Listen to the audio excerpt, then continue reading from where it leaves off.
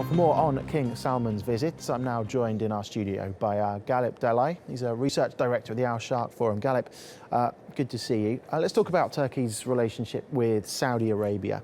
How has that developed in the year or so since King Salman became king?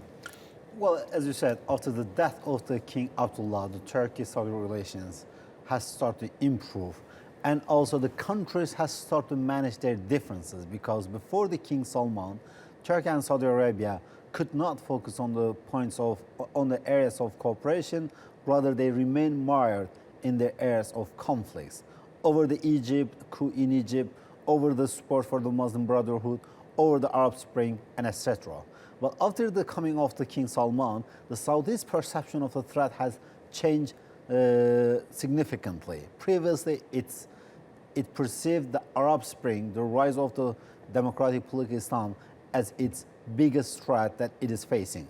But once the Arab Spring went awry, and particularly these counter-revolutionary forces made significant gains, and Saudi Arabia's sense of threat has changed.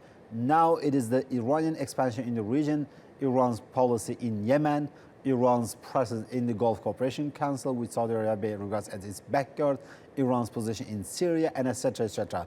That created momentum for Saudi Arabia to reach out to countries like Turkey to create a counter-alliance to curb the Iran's influence. Because I suppose, as you mentioned there, the Saudi-Turkey axis, the relationship between those two countries, has wide-reaching implications across the entire region, doesn't it? Sure, definitely it does. I mean, the first one is what Saudi Arabia wants to get from Turkey is to join Saudi Arabia and other countries to curb Iranian influence.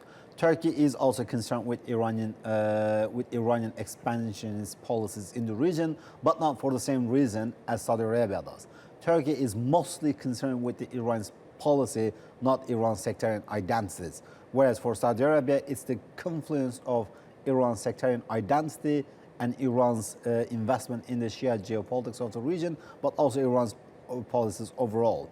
So therefore, as regards Iran, Turkey and Saudi Arabia will have the area of cooperation, but they will also have the area of divergence, because Iran will remain both a rival, but also a possible partner for Turkey when it comes to dealing with the regional issues. Of course, all the leaders are expected in Istanbul on Thursday for the Organization for Islamic Cooperation Summit, which is taking place here in Istanbul. Is anything tangible going to come from that summit, do you think, or is it mainly just a talking shop for ideas? Well, I mean, Organization of Islamic Cooperation is not a very strong body, so therefore it can come out with a list of suggestions, with a list of benchmarks.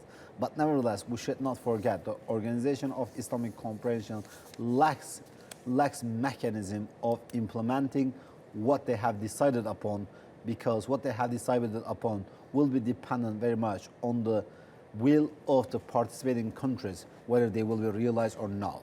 So therefore, it is the largest gathering. There are many head of states and head of the governments will be participating. In this regard, the symbolism of this gathering in itself is palpable, but nevertheless, the Organization of Islamic Conference is not a very strong body to implement a significant reform that is badly needed in the Muslim countries. Okay, Galip, thank you very much for your time welcome. and your insight. Sure.